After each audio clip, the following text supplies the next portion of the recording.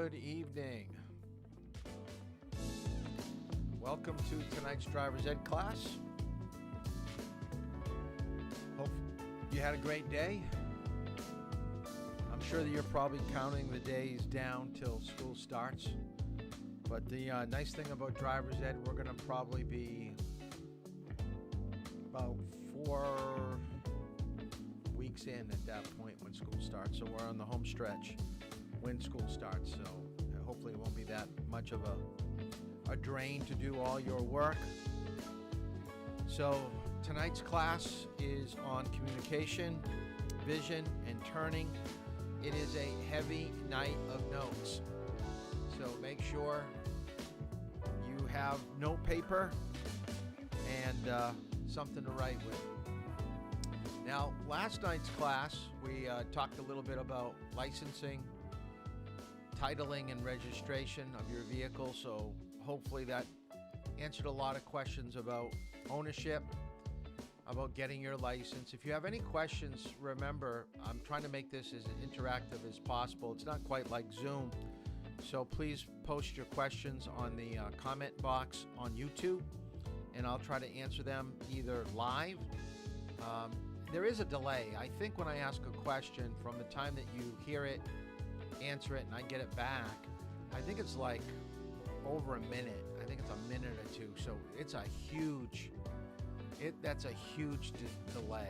And that's the thing I don't like about this format that we have. Just too long to get responses. So thanks for signing in on your phone. I am starting to sign up on Saturday, so if you are curious about whether there are any openings, yes, there are. So make sure that you contact me and let me know. If not, let's schedule for Monday or Tuesday. I always try to schedule out my week at the end of the previous week. So I am now starting to get Monday and Tuesday start to primed in. And there's going to be a lot more openings next week. I'm finishing up 4 or 5 people the next 2 days. And they were taking 2 to 3 hours per week. So that's going to open up a lot of spots for you if you want to drive. So welcome. And everybody that's been driving with me has been doing a wonderful job, doing really, really good. So really, tonight begins the information of really getting the car out on the road and what to expect with the state and how they're going to view your driving. The way I should have mentioned last night that your driving test, because we went over it pretty quickly about the score sheet. When you drive with the licensing inspector, it's a performance. They're viewing you for 15 to 20 minutes. So it's not the way that you think that you're driving. You've got to kind of flip your train of thought into what are they thinking about? What are they looking at what I'm doing? Put yourself in their shoes, okay, and judge yourself accordingly. So some of the definitions and the techniques that we talk about tonight are things that they're stressing on your driver's test. So you've got to make sure that when they look at the score sheet, they're going to go, yes, they're doing this. Yes, they're doing this. Okay, this looks good. This looks good. And anything that doesn't look good will be negative. Remember, 3 points, 5 points, 10 points. It's a scoring system. You have 20 points to play with. Once you have 21 points, the test is over. So don't overlook the minor little things, 1 point, 3 points. They do add up after a while. So that is what we're going to cover for tonight. So we got really 3 categories. Remember to give me your questions to chapter 6 and 7. Some people have been doing that. I guess there's like 5 or 6 of you that are on top of it like gangbusters. I mean, every class you either at the end or early the next morning, I'm getting these questions. And what I'm going to do with the answers, because I'm not sending back corrected papers to you, is right before we do the midterm, I'm going to send you out all the corrected answers or a score sheet of all the correct answers so you can line it up and take a look. So I'm looking at it right now and just making a mental, not a mental, but a picture. They did the homework, and the majority of it is correct. So far, people have been doing pretty well, although a few questions are wrong on some of them, but nothing that's too pressing. So let's get right into the first topic, and let's talk about vehicle movement and placement of your car out onto the roadway. So understanding the science of movement and vehicle placement will create a safer drive for everyone. So as I was just speaking, you have to think about, how are other people viewing my driving? I'm sure when you drive with your parents, I'll almost bet if I had you in a classroom right now and asked this question, most of you would raise your hand. I will guarantee that all your parents will be saying the word brake multiple times very quickly, like this: brake, brake, brake, brake, brake, slow, slow, slow. They view things differently from the passenger side than what you're viewing things from the driver's side. You're probably looking at a stop sign, traffic light, maybe a car that stopped in front of you, and in your mind you're thinking, I've got this. I know what I'm doing. I'm not going to hit that car. I'm going to stop at the line. But they're viewing your following distance, your speed in your approach, to be a little bit on the fast side.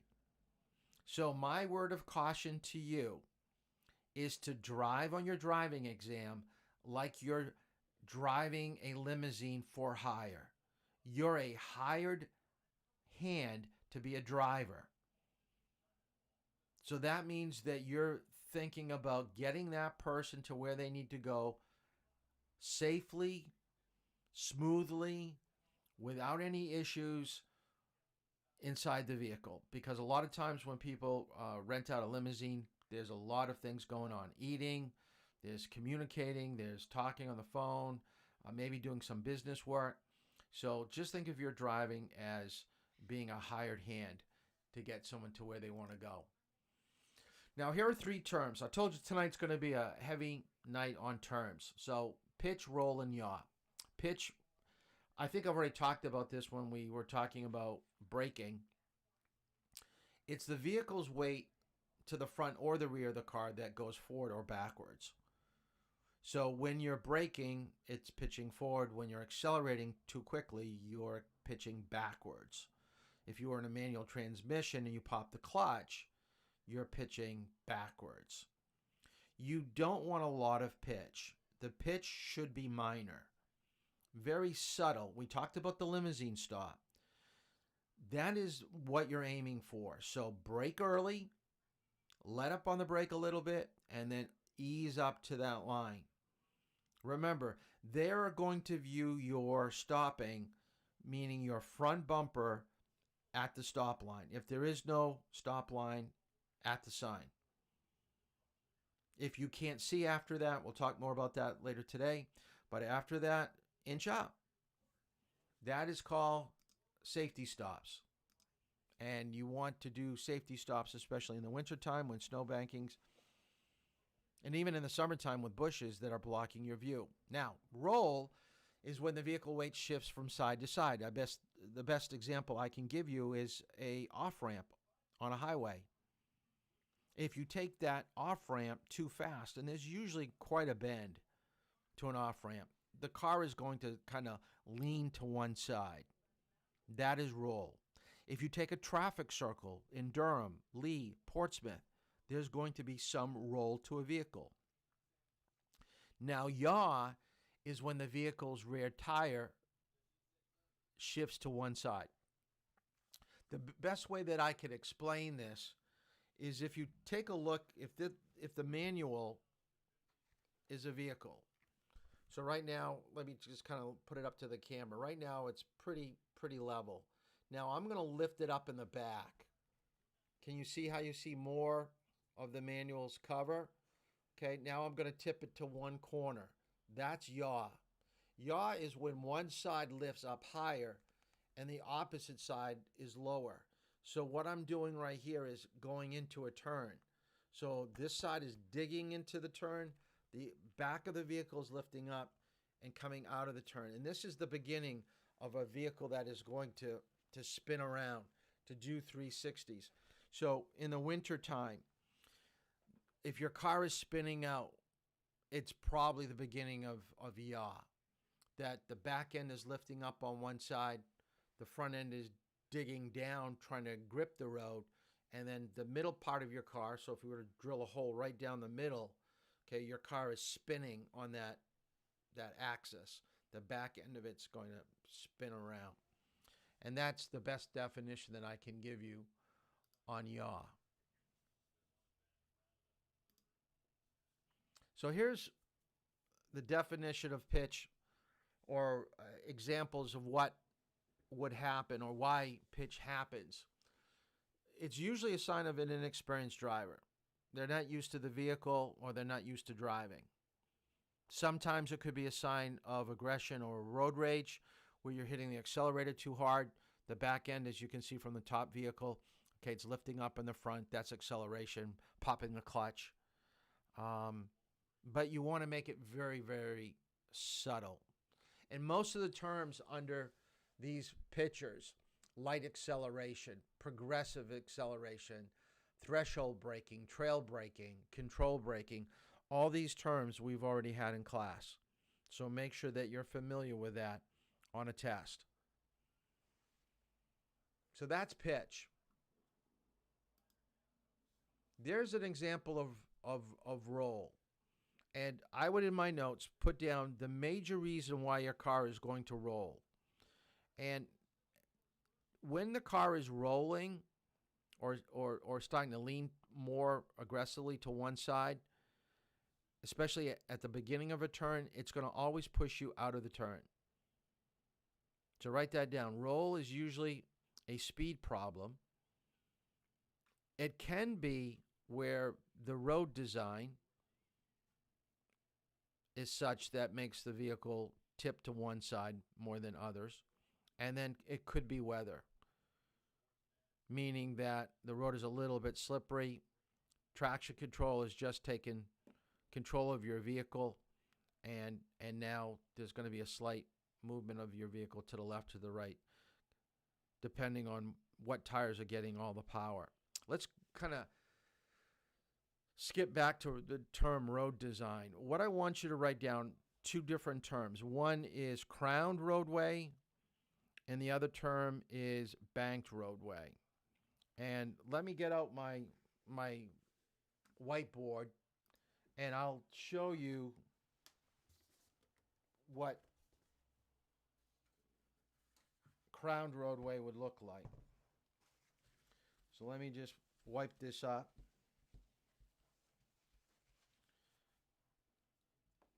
Wish I had it right behind me. It'd be so. Excuse my picture here. I'm doing this on the fly. So this is what I want you to diagram. A crowned roadway is higher at the top, and it slopes to either side. All roadways are basically built with a slight crown to the top.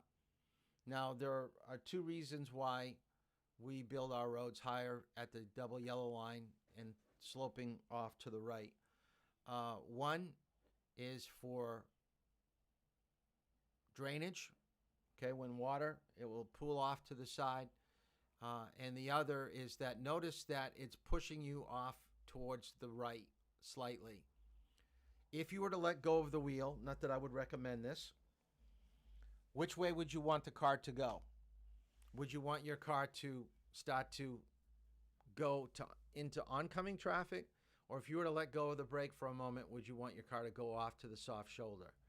You want the car to go off to the soft shoulder. So that's another reason why being a crowned roadway is beneficial. So cars are slightly going to push in that direction. Now, banked. I forgot to mention banked. Okay. Banked, it all depends on which way you're driving.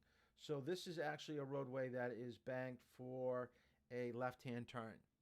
If we had the line going the opposite way, it would be banked for a right-hand turn. Now, if you ever look at NASCAR, they don't race on level pavement. Notice that it's all a banked circular track. That way they can hit the highest possible speeds and still be safe. So once again, the only reason why it's banked in that case is to keep your car pretty much into the turn safely, position-wise, and to control the speed a little bit more effectively, and drainage. So that's the reason why you need to know about road design. Roll, you can actually feel it. Your body is going to move from one side or to the other. You don't move. When you're driving, you're holding on to the steering wheel, and there's going to be very little movement of your body. But everybody else in the car, and I think you'll probably experience this at some point, is that your body is going to move to the right or move to the left if someone's driving too fast into a turn. So it can be controlled with letting go of the accelerator. It could also be controlled with a slight brake before a turn. But roll usually is always acquainted with turns, never with straightaways. So the car will not roll when you're going down 95. Just doesn't happen. It will happen on 155 or 108 if you're going too fast for a particular corner and turn. So all these bullet points will help explain what roll is. Now, yaw, the three contributing factors to yaw, once again, notice speed is always at the top. Speed is usually the culprit of most mistakes that people make with driving. Road design, whether they've built the road correctly. Most new roads are built appropriate, but if we encounter some of these roads that don't have a crowned or banked roadway, it's probably on our back secondary roads, not our primary roads that we drive on. And the car may have some sense of yaw, depending on the type of weather. Usually rain and winter weather would cause a problem with the vehicle staying in its lane. So I do want you to do this diagram. Okay, what is happening to your vehicle? Will your equipment hold up? Meaning your tires. When you start aggressively driving, especially in turns, you're going to do wear and tear on your vehicle that it's going to lessen its resale value. More maintenance is going to be required, and it's going to affect the type of ride that you have. So what I want you to do with this diagram of cornering is I want you to diagram this on a piece of paper, and where it says apex, put the word middle. Apex is really the middle of a turn. And what I want you to write down right next to this diagram is brake until the back of your vehicle is at the apex or the middle part of the turn. Most people are letting go of the brake pedal just about where that pink car is right now, which is really causing the car to pick up more speed. And you don't want that. You always want to brake in at the beginning of your turn, through the turn, till the middle portion of the turn, and then accelerate out. So once that bumper is at that apex line, back bumper, that's when you're accelerating out. Anything prior to that. And notice there are three colors. Red is, which is science. Inertia is science. So that's where the science is taking your car. Because if you don't do any steering, any input with steering, the car will go straight ahead. You have to turn the wheel in order to turn it. Green is where you want to go. Green is where the roadway, the lane's going, and you're thinking, I'm going to stay in that lane. So I'm going to turn the wheel a little bit to the left. But if you don't turn enough or if you don't brake enough, you're going to split the difference between what you want to do and what science is going to do. And that's your intended path. This is why people are hitting trees, hitting stone walls, hitting bicyclists, because they thought they had control of the vehicle. They tried to turn the vehicle, but science was against you, and it pushed you off to the right. And the same thing could be said for a left-hand turn. You're going to have the three lines, and you're going to split the difference between science and what you want the car to do. The other thing I want you to write down in your notes is that flexion of your tire. Anytime that you're taking a turn too fast, there is going to be some wear and tear on your tire. And if you take a look at the bottom picture with the arrow, that is air being forced out.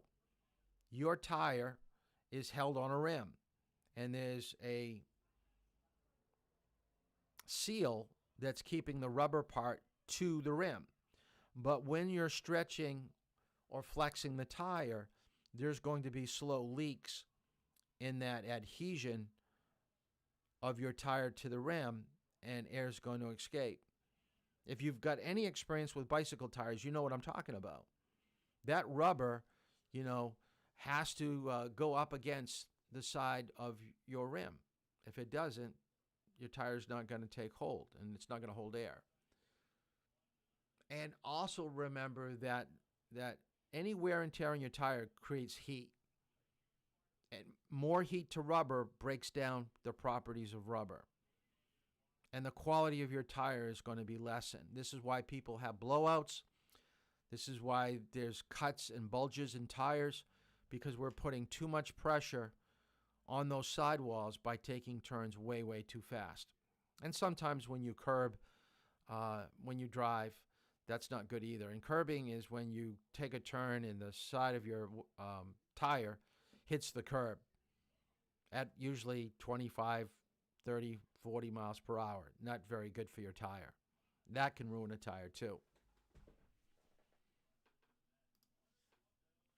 Now we're going to go through vision.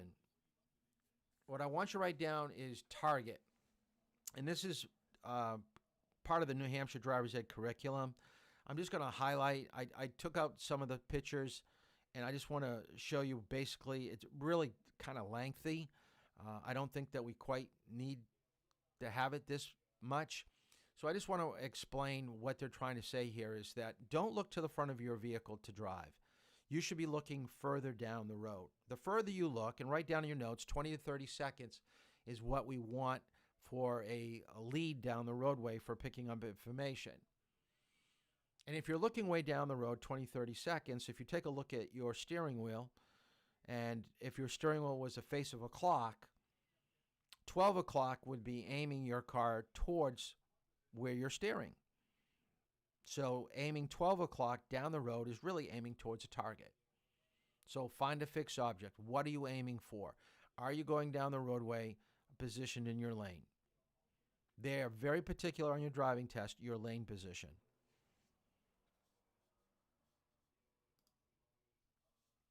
Now, once you're aiming for a target, where your car is taking you, the left side and the right side, so that's the green painted area, that is your target path. So they're looking at your position on the roadway. Do you have the appropriate position to handle obstacles that are coming up? So when you're driving for your exam, they're looking, are you lined up to miss, let's say, a bicyclist? Are you lined up to miss a pedestrian? An oncoming truck that has a wide load, have you changed your position? So your target path will change left, right, or most of the time you're going to be right in the center of your lane. So as we said, already talked about that, using the steering wheel. Okay, line it up, aim down the road. Now remember, as the car goes around corners, that circle, that target is going to change too. And if you take a look with the roadway, especially the picture at the bottom, between the double yellow line and the edge of the road, you can see that that little black strip at 12 o'clock is lined up with the circle, and it looks like the car right now is positioned in the center of its lane. So that is a car that is centering with the target very, very well. So here's a good example of a picture. Is the car on target? It only takes a moment to lose good lane position. So if we don't do anything right now and just let the car move, is it going to go towards the circle or is it going to go somewhere else? Okay, hopefully all of you know that right now we're basically aiming for the mailbox. And this is why if you're looking down at your phone and texting, there's a good chance you're going to cross the center line a lot when you're texting. Because your target is changing, but you haven't changed the position of your hand on the steering wheel. And the car is going to go the way that you're steering it, even if you're not looking at the road. That's why you need your full attention while you're driving. Now here's an example. The car is back on target. Vision leads the car. If you look where you want the car to go, it's very easy to target correctly. So, what does tracking or targeting require? You need to know how to look, where to look, and what to look for. Okay, how to look, and we're going to talk about eyes a little bit. This was part of your reading. I believe it was Chapter 6 in Responsible Driving. Where to look, and what to look for. I'm going to pop out of here for a second. We have 15 people in this class. I'm going to keep a tally. I don't know if I'll put it behind me at some point. I am going to say at least 6 or 7 of you in your driving with me will run a stop sign. There will be a stop sign in plain view. And we're driving and I'm giving direction. And you're not going to see it. And you're going to probably go right through if I don't point it out or if I don't use my brake. So let's see how many people will do that. So when I tell you and when I go over this, when I say where to look and what to look for, you've got to actively look for your signs. You actively have to look for your stop lines and for pedestrians. They're there. But for some reason, we're just not picking them up.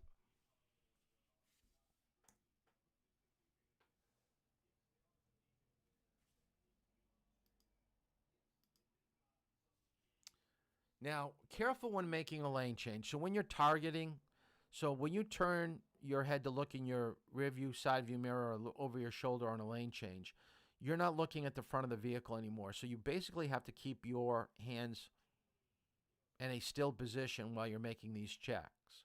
Because if you're, like most humans, when you turn your head, you turn your body.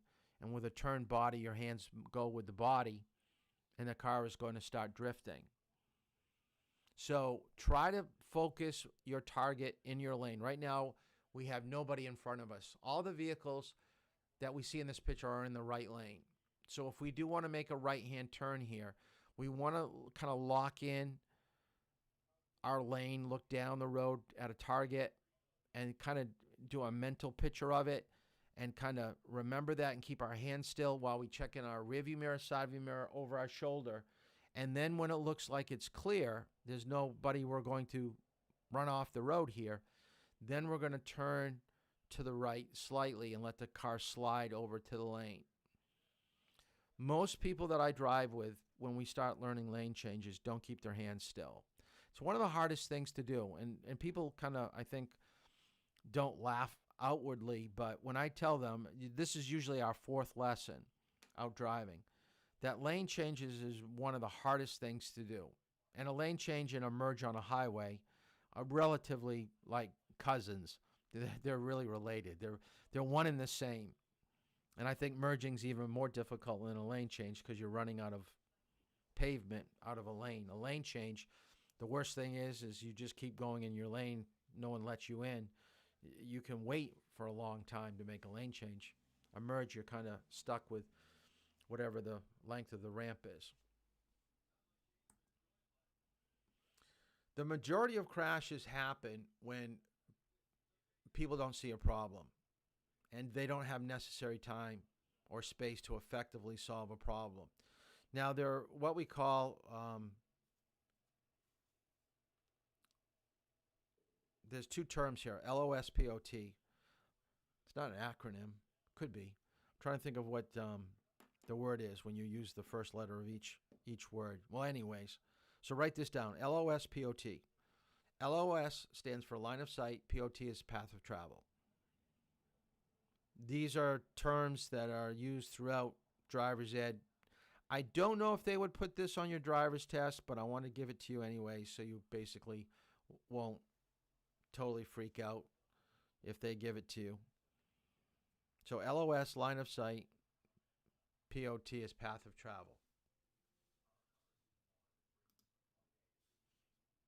So it blocks, line of sight blocks the driver's ability to gather critical information about their intended path. A POT, path of travel blockage, can or does prevent the driver from occupying space. So always reduce the control options the driver has over his or her driving space. So we're always trying to control these zone changes. And I believe this is a diagram. Well, let's go through some situations that would cause problems with line of sight. So I want you to write these down, or at least a few of them. Don't have to write all of them down. So write down the environment will affect what we see.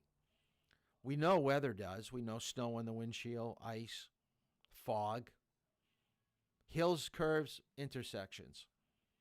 We're limited with what we can see. The more of a road we can see, the easier it is to make a determination whether we can pull out or not to do something. And remember, these are quick decisions. These aren't things that you can really slow down, stop, and kind of think about for 5 seconds. Driving is about making decisions on the move.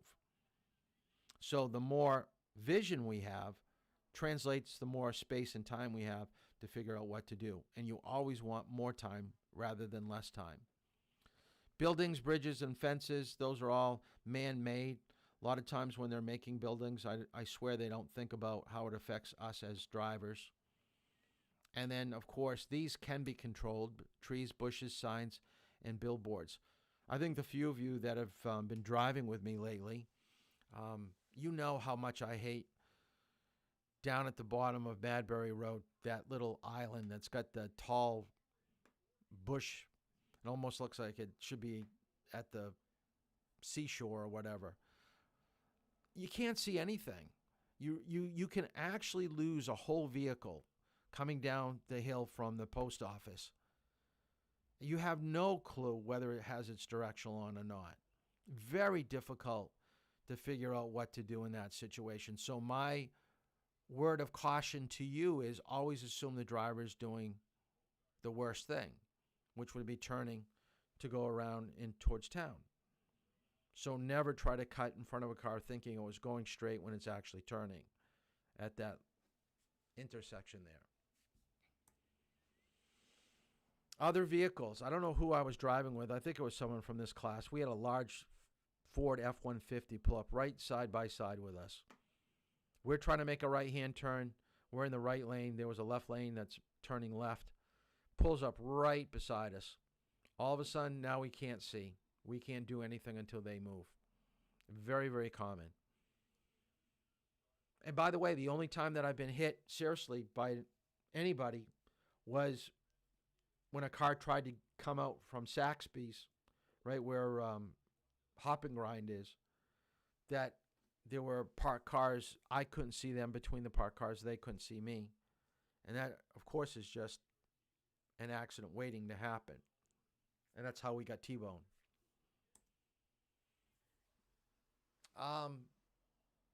Path of travel, red lights, stop lights, yield signs, intersection, narrow lanes, surface condition, rough, bumpy, rain, ice, snow, all the stuff we've already talked about. All this is caused by the environment, and that's going to affect the way that we're traveling. Not only is it line of sight, but it's also path of travel. So when you're driving, you're trying to always pick up the negatives. Always be a person when you're driving. Think about what is negative. What are my problems up ahead? How am I going to handle all these negative situations? If you assume everything is all right, something's going to take you by surprise at some point. I'm not going to even go through all these, but remember, always have your 4-second following distance. Write that down. They've changed this over the years. It first started at 2 seconds, then it moved to 3. Now they want you to have 4 seconds. 4 seconds is by far plenty of time to handle any situation that could happen in front of you. I don't care if the car slams on their brakes. If you're 4 seconds behind them, you should be able to stop. 3 to 2 seconds, then it gets a little bit chancy whether you're going to be able to stop or not. So More distance is better. I do want you to diagram this in your notes, so make sure that you write down. Your car has 6 zones around it. Of course, we know the front and the back, but in the front and in the back, there are 3 separate zones. So in the front, we've got our left front or center, and then we've got our right front. And then in the back, it's left rear, rear center, and then right rear. Okay?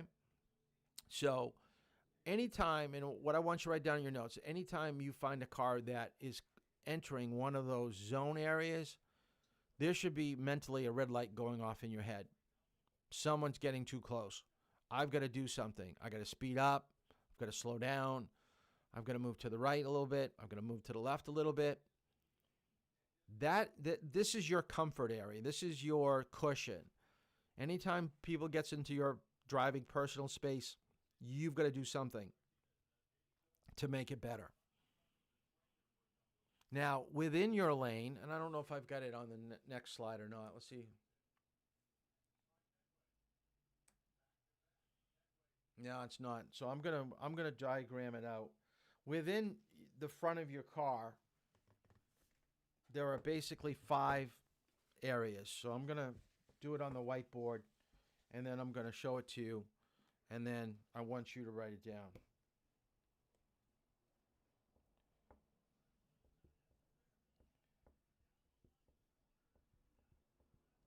So there are 5 situations that you're going to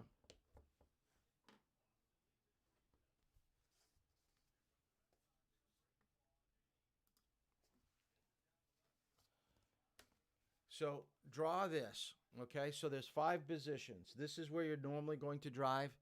This is the center position. This is right of center, left of center, far left, far right. So I'm going to write that down so you know what it is.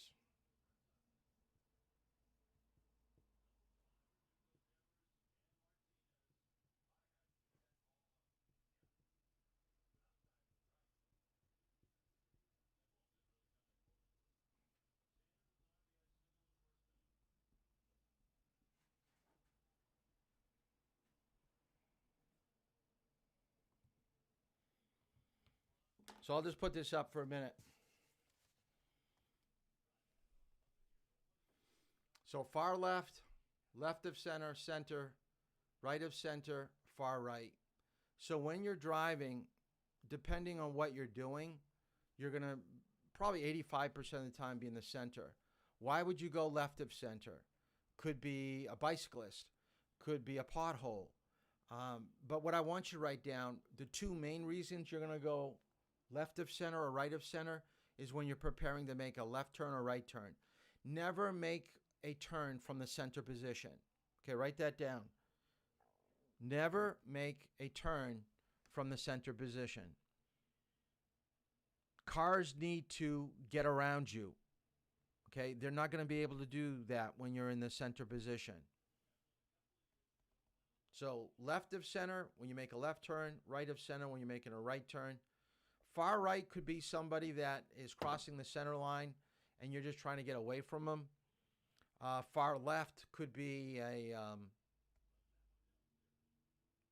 I don't know, mail truck, dump truck, something that you're going way, way out around. You're afraid that they're going to move back out into the roadway. So there are going to be multiple situations where we're changing our position.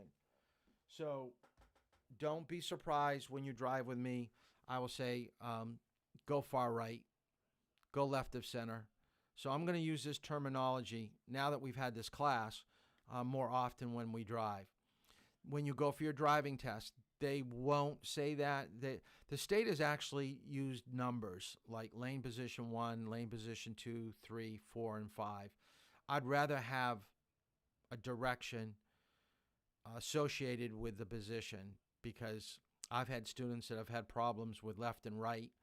And if I said L2 or L4, they're looking at me like, Mr. Toll, I can't remember. Is that left or right? Do I go off far right? Or I don't know what it is. So I just turned it into just terminology that would normally use, explaining something. So center, left of center, left of right of center, far right, far left. Best way I can explain it to you. Now, this is where I want you to answer this question. Okay? I want you to, in the comments for YouTube, I want you to write down how many people that you see in this picture outside of the vehicle. And most of them are, I'll tell you, up 20, 30 seconds as far as you can look up the roadway. So you better get really close. Hopefully you're not on a phone, but you're on a computer. So I want you to put the comments in the YouTube, and then I'm going to answer the question. So I'm going to wait for everybody to answer the question first, though. I'll put on some music and give you some time to count them out.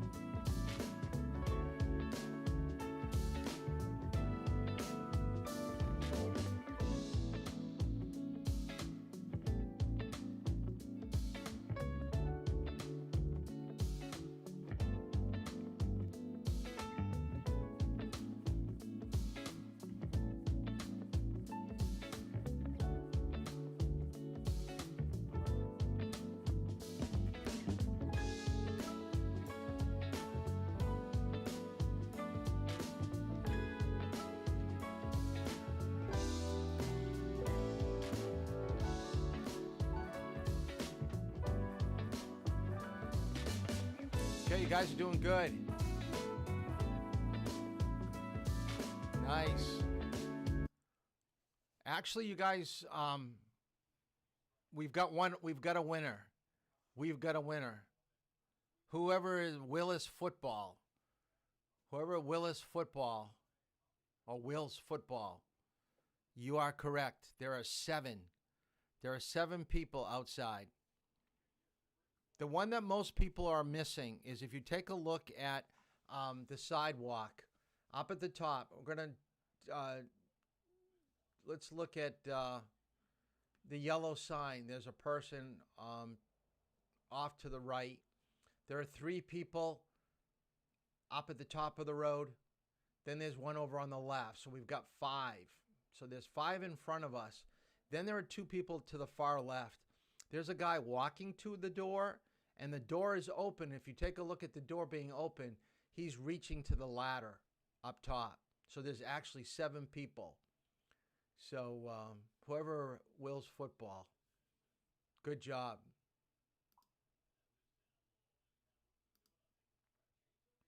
Let's go. There's the positions that I was talking about. That's lane 1, 2, 3, 4, and 5, and that's the definitions that I gave you. Okay, so that's target path. That's all your lane positions. So let's talk a little bit about using your eyes. So let's don't need the music anymore. So let's talk about using your eyes. Now, I don't want you to write down everything from this PowerPoint, but I do want you to write down some. How come this is not working? There we go. I want you to write down visual acuity. Visual acuity, and don't write down the whole paragraph. Just the first definition up at the top. Whether or not objects or hazards in your driving path are sharp and clear. So just write down visual acuity is sharp vision. Anytime your vision is blurry, think about a windshield that hasn't been cleaned. Okay, it's going to smudge the windshield. You're not going to get a clear image. You can see things, but you don't see the detail. And here's an example. Traveling at 30 miles per hour with 20/20 visual acuity, you can read a 6-inch street sign from a distance of about 180 to 225 feet or 4 or 5 seconds away. With bad vision, which is 20/40, you would have to be within the 90 to 135 feet or 2 or 3 seconds away. And by the way, I don't think I really alluded to the eye test. You've got to pass the eye test before you do the written test, and they're looking for at least 20/30 in one eye or 20/40 in both eyes. So if you don't have the vision acuity that you should have, then you don't move on to the written or driving test.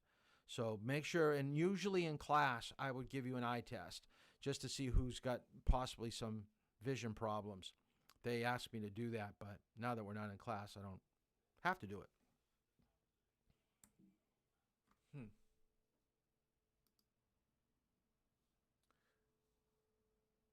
The next term, distance vision. If your distance vision is poor, you may not see hazards till it's too late to react safely. So write that down. Sometimes the condition of your glasses or windshield would affect how well you see things.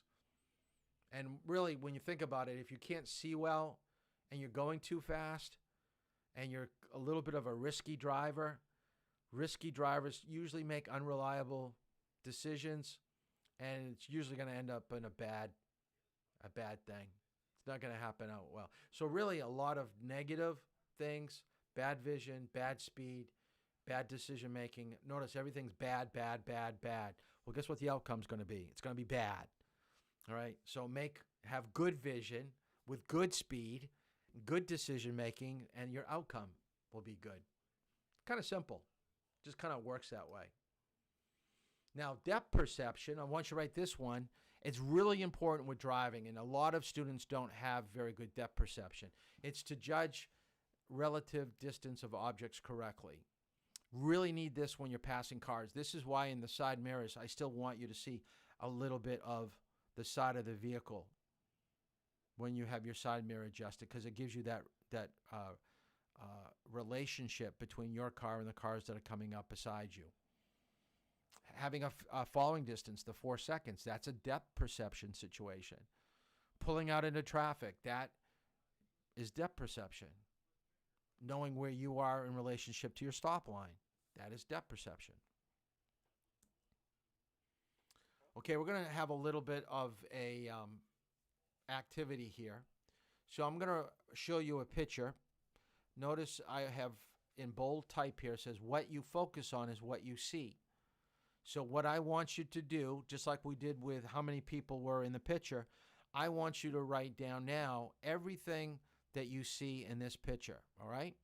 So I'm going to give you about 3 seconds to see the picture. Then I'm going to take it off the screen. And then in the comments, I want you to list, whatever you see, okay? So 1, 2, 3. Write down what you saw in that picture.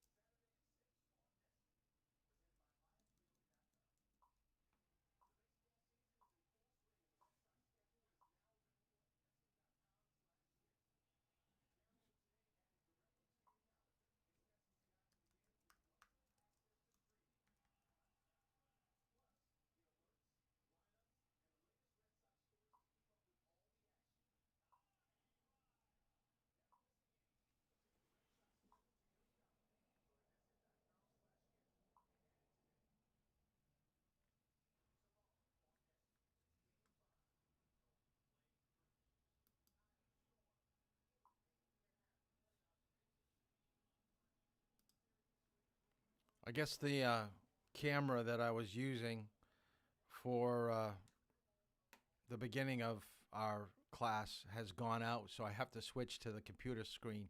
So that's why it looks a little bit darker.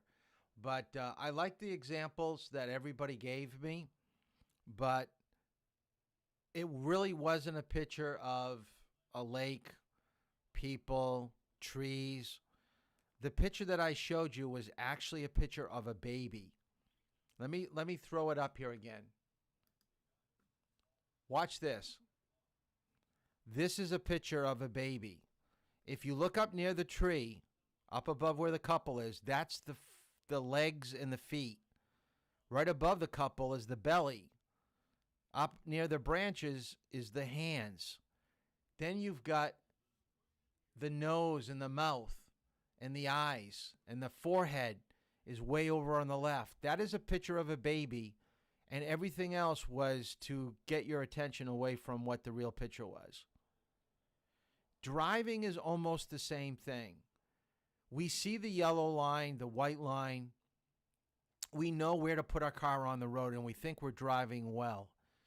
To be a very good driver, you've got to see the hidden meaning to what's happening up ahead. You got to see what's going on. All right? Now, there's a term for that, and I want you to write it down. It's called inattention blindness. Inattention blindness is failure by a person to notice some stimulus that is in plain sight. That's all I want you to write down. Just write down failure by a person to notice something that's in plain sight. Remember, I told you I'm going to get at least 6 or 7 of you that's going to run. Nice job, Jack. Good job that you saw it. You didn't write it down at first. You were just criticizing Ben. This typically happens because humans are overloaded with input. It's impossible to pay attention to every single input that's presented. A person's attention cannot be focused on everything, and therefore everyone experiences intentional blindness. Okay? Let me show you an example of intentional blindness or change blindness. Change blindness happens a lot like when you're driving a car and you're looking down at your phone, and then when you look back up, you realize the people in front of you have now gone to their brakes, and you think they weren't on their brakes a second ago. Now they're stopping. Oh my goodness, I better get off the phone. That's change blindness. Okay, let me show you this video. The difference between these two men seems obvious. Their faces are different, their hair is different, even their shirts are a different color. And yet an experiment by psychologists Dan Simons and Chris Chabris at Harvard reveals that our brains actually process very little of what comes in through the eyes. In this experiment, a subject comes up to a counter, and a first experimenter hands them a consent form. As soon as they finish signing the consent form, they hand it back to the first experimenter, who then takes the consent form, ducks down behind the counter to put it away, and a different experimenter then stands up and hands the subject a packet of information and sends them into a hallway where we ask them questions about it. This wonderful experiment uncovers an aspect of the brain's attention system known as change blindness.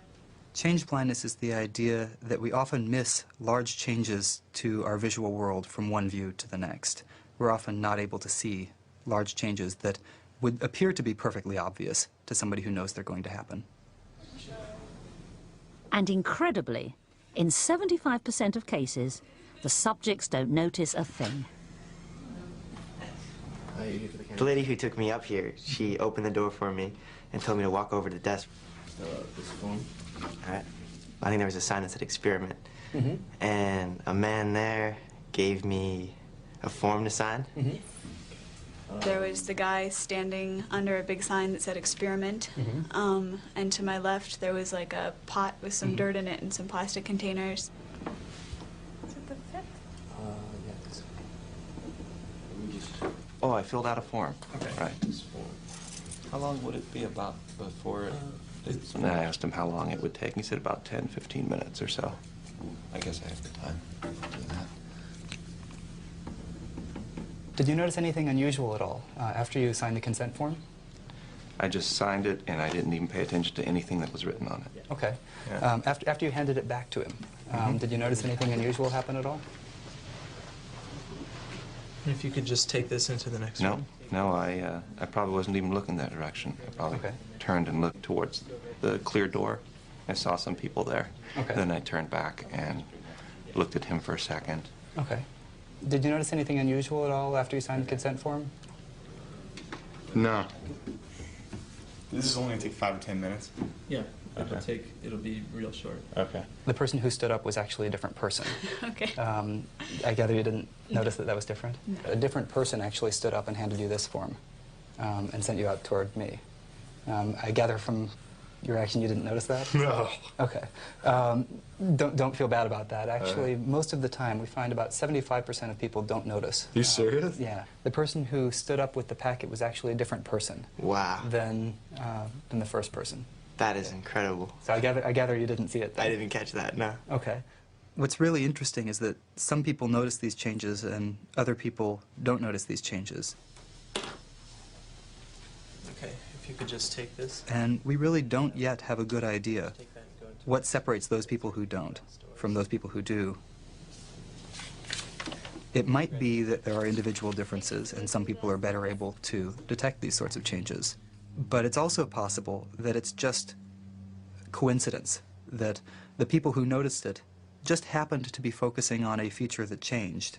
They just happened to be paying attention to the color of the person's shirt. take this into the next room.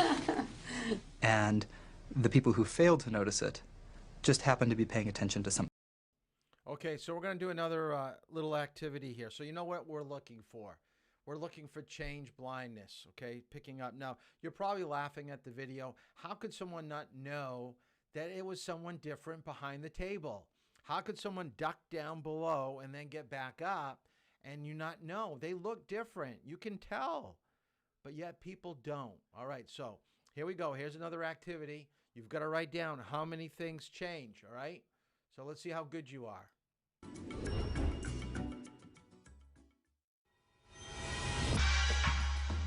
Watch this next sequence carefully. At the end, I'll ask you a question about what you've seen. Hi, I'm Magic Singh, and today we're in Portobello Road, and I'm going to show you guys a classic in magic, using matches. And today to help me out is Mark. Mark, tell you what, place your hand up for me nice and flat. Now, I promise this won't hurt, all right? So here's the idea. Let's just light this up, and if you close onto that nice and tight, here we go. Watch this. Keep watching. Don't know if you felt that or not. I'll tell you what, have a look inside. Open it up. See how the match is actually returned into the book, and it's still burnt. Okay, you're not impressed. All right, it was my first trick ever. But here's the idea. Just place that back in your hand, close it tight, and turn it face down again if you can. Now we're going to use one more thing, and we're going to use a magician's best friend, playing cards. Now the idea is really simple. You're going to choose one, so take any one you like. Perfect. Have a look for yourself, and do me a favor, show the camera as well if you can. Brilliant. And you know what? Place it back face up on the deck. Now, it doesn't matter if I see what the card is, because we're going to do something completely different. Just watch this. Here we go. I'll do it slowly. Watch the king. I don't know if you felt that or not. Tell you what, have a look inside. Open it up. Oh, Check it out. it's the King of Diamonds. It's my card. Brilliant. Thank you very much. Thanks very much. Did you watch the trick closely? This is a famous illusion called inattention blindness. This illusion is not about the magic. While watching the routine, you may or may not have noticed the changes taking place. The question is, how many changes did you see? Okay, I'm going to stop it right here for a moment. I want you to put down in the comments how many things, because you watched the video, how many things changed during that magic trick. So write it down in the comment, and then I'm going to give you the answer in a moment. So write it down.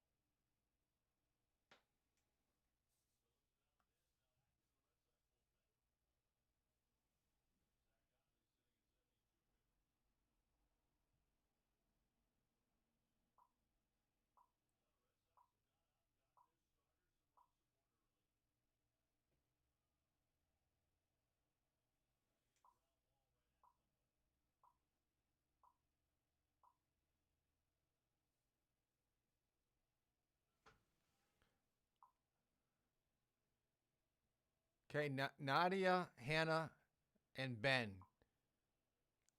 Correct. Okay, let's take a look what the change is. So the correct answer is 3. Was there 1? Were there 3? Or were there 5?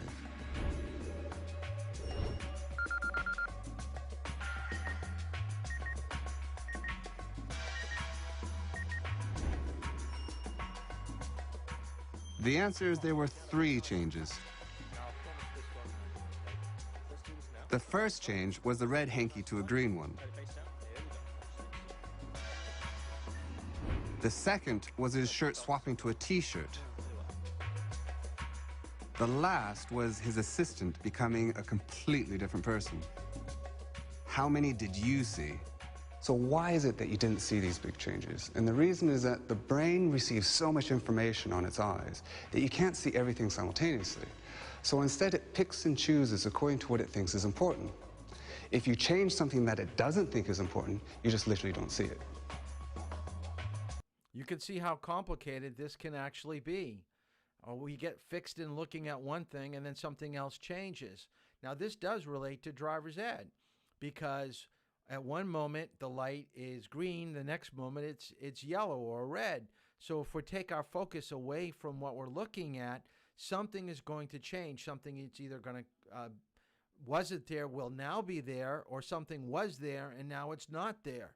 So it does apply to driving. So let's take a look at one last clip that I have for you. You are about to take part in a quick experiment. Take a look at this.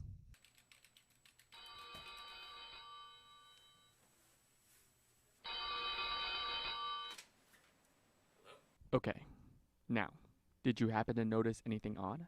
Watch again.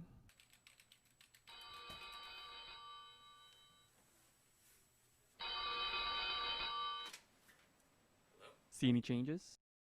Don't worry if you didn't see that it's 2 different men. It means your brain is doing exactly what it should be. It's focusing on the meaning of the scene rather than on the irrelevant details. Imagine how much energy and brain mass it would take for us to remember every single person, place, or thing we encountered. The things that matter, a conversation with a coworker, your child's first step, would be drowned by a deluge of information. So when there are minor changes to the world around us, we often don't pick up on them. There are 2 similar phenomena at work. Inattentional blindness is the failure to notice something that's fully obvious right there in front of you when your attention is engaged on something or someone else. Change blindness is a failure to notice a difference between what's there right now and what was there a moment ago. Scientists such as Daniel Simons from the University of Illinois have spent years devising experiments testing just how perceptive and unperceptive humans actually are. So we feel like we're aware of everything, that we're taking in all of the details, and that if something important happens, we'll automatically notice it. It'll capture our attention. The reality is that we often don't notice unexpected things because we're aware of far less of our world than we think we are. So how much or how little are we actually aware of? We decided to recreate one of Simon's most famous experiments to see for ourselves. Here's the setup. Our senior series producer Vin poses as a lost pedestrian and asks a passerby for directions. Excuse me, I'm looking for the skyline. Then, we break the 2 up, walking through them holding a large sheet of wood. Now watch as I replace Vin. You might think people would notice the switch, but almost half the time, they didn't. Of course, that means more than half the time they did. We only tried the experiment 9 times, and by no means was it good science, but we were surprised 4 people didn't notice the switch. In Simon's original experiment, 7 out of 15 people didn't either. So what determines whether or not you can figure out the switch? When you look at another person, you encode what's relevant for what you're doing right then, in that case, giving directions, and you don't pay attention to the details that are irrelevant, say what color their shirt is or exactly how tall they are. As long as you are able to make sense of the meaning of the scene and roughly the main categories of that person, say their height, their age, what race they are, what sex they are, as long as those important things don't change, the meaning of the scene really hasn't changed and you're not going to notice that anything's different. Scientists have documented inattentional and change blindness since the 1970s, and while they allow you to focus your attention, this failure to see every detail can prove costly. Drivers often cause accidents because they overlook quick changes to their environments, such as pedestrians or cyclists. Faulty memories can wreak havoc during eyewitness testimony. The goal of vision isn't to build a photograph or a complete model of the world in your mind. The goal of vision is to make sense of the meaning of the world around you. Being aware of our limitations can help us adapt and compensate for them, allowing us to do things that prevent the really negative consequences that can happen due to failures of awareness.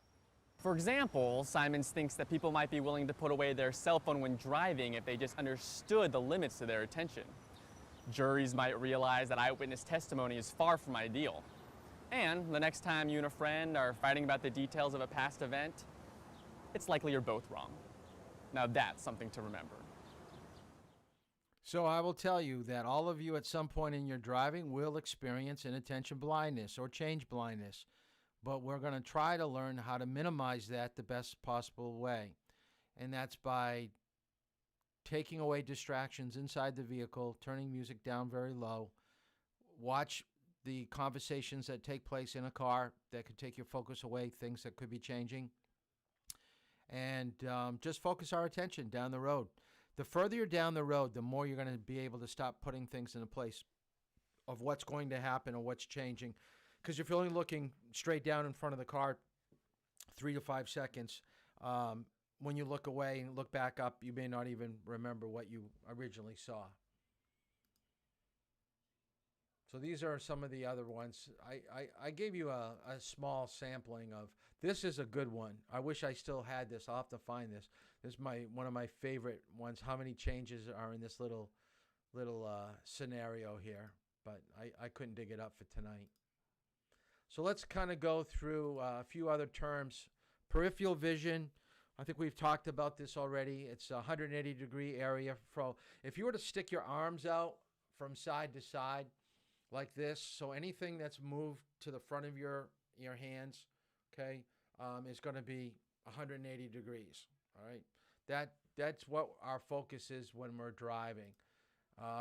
Anything from left to right in that 180-degree area, we should be picking up. We should be picking up stimulus. So what we're trying to do with peripheral vision is finding things that are changing in light, like flashing lights, moving objects.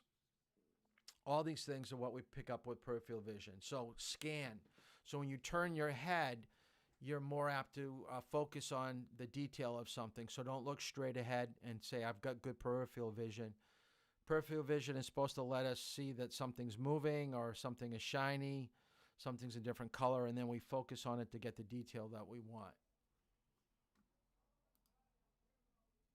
We're going to talk about 4 other types of different aspects of vision. That would be color vision, night vision, glare vision, and glare recovery. So the first one I want you to write down is color vision.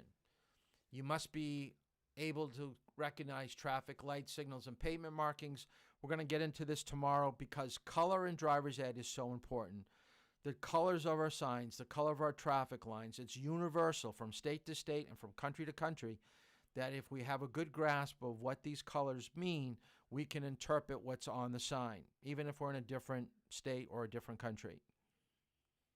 Even your lights on your vehicle, the turn signals, hazard lights, backup lights, and brake lights, we should have a good idea of what color that they are. So here's another good question. This will probably be the last question that I ask you tonight. I'll keep on teaching while you write it down. Write down in your comment here, what color are backup lights? What color are your backup lights, all right? And we'll talk about it at the very end of class in the next, 7-8 minutes. Drivers can compensate for color blindness, and my son-in-law is colorblind, by knowing the position of traffic lights. He knows by the symbol what color this is going to be found on that particular shape of sign. With night vision, as you get older, night vision is more common. It's more for people in their 50s and 60s. You see some changes in the 40s, but usually, like for me, I'm in my 50s, I do see a big difference. It's how well you can see when it starts to get dusk and when headlights are used. We're also concerned about headlight glare, so look to the right side of the road. Dark windshields, properly aimed, or dirty headlights, windshields will all have effect. If you can't see well, and remember, you can't see well at night as you do during the day, so slow down. Glare vision, the ability to see when there is a rapid increase of light. Driving into the sun and sunlight, reflecting off shiny surfaces such as other vehicles, headlights, water, snow, all is going to cause a problem. So this is why it's so important to wear sunglasses. Don't rely on the visor to block glare. So driving at night with those bright, the new halogen lights are so piercing. So look off to the right edge of the roadway. Timely communications. Remember, anytime that you're communicating with people, whether it be the horn, hand signals, turn signals, that you are trying to help a driving situation be better. So be courteous, be cooperative. Anything that you could do to help and aid other people, you should try to do. So using signals or people giving signals to you, it will reduce anxiety and stress, and it reduces risk to yourself and to other users on the roadway. And I'm sure the people that don't use their turn signals, guess what, are usually some of the worst people to get angry when other people don't use theirs and they have to wait because they didn't interpret what was going on in the driving scene. Untimely or non-communications is a sign that someone's very competitive, aggressive. They're not trying to help the situation. They're uncooperative. It decreases the amount of time one needs to see and understand something, so you're going to take more risk. It requires action or reaction rather than a response. I really like that. Write that down. When people don't communicate correctly, it requires a reaction to something rather than a response. It increases stress and anxiety, and it increases risk to yourself and to other users on the roadway.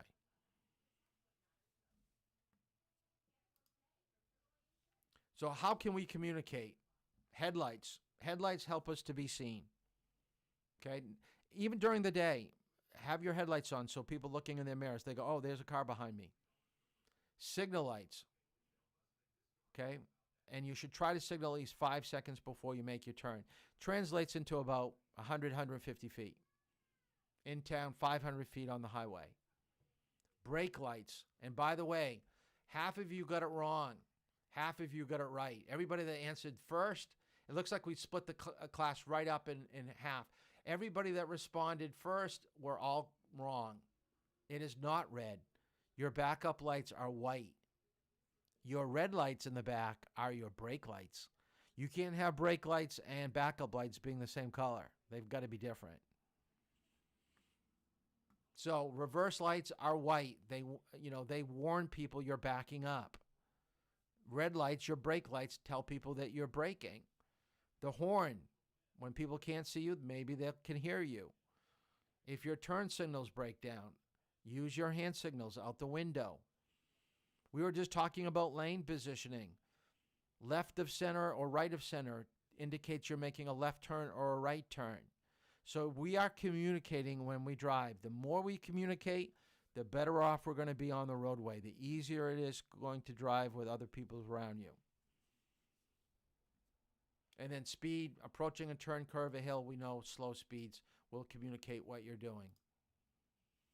So common errors for people. They forget to use turn signals. They forget to put lights on. They put them on too late. They give the wrong information. The driver wants to go right, but he puts his left signal on. Okay, so wrong information, wrong direction. So that's bad. And my philosophy with turn signals, and please write this down, it's better to have your signal on and not need them than to need your signals and not have them on. You're already stating the obvious at times. A lot of people say it's a turn-only lane. Should I have my signal on? Why not? There's nothing wrong with it. You are turning left. People will see your turn signal and know exactly what you're doing. Maybe they don't see the road marking. Maybe it's a pedestrian. Maybe it's a bicyclist. Use the turn signal. But if you don't have it on, people are going to guess. People are going to be confused. They're not going to know really what's going on. And that, I think, I wanted to get to turning, but I wasn't able to for tonight. So we're going to leave it right here at that. Make sure you get chapter 6 and 7, those questions. The manual, you had a lot to read there too, was in 5 and 8. So there was a lot of information in the homework last night. Tonight, not so much, and it may take us about a class and a half to get through all sign signals and pavement markings. So do chapter 3. I am going to try to put a worksheet on in the morning on Facebook, so go to that, and you'll have all day to do it, dealing with sign signals and pavement markings. I'm also going to, right before class tomorrow night, I am going to download a worksheet that you have to have with you for class. All right? So about a half hour before class, I'm going to download on the Facebook page a worksheet. Okay, dealing with signs. You're going to have to download it. It's like a little quiz to see what your general knowledge is. All right? So go to it, download it. Actually, I'll do it in the morning, so you'll have all day to do it. You can do it and just have it ready for tomorrow night. I'll have to charge the battery for the camera because I like the other camera than the computer camera. Well, that is it. Have a good night. We'll see you tomorrow at 8 o'clock. Do your reading, do your homework, and thanks for staying with me. And I think Jack's gone. So Jack's my local groupie. He pops into my classes every once in a while. Have a good night.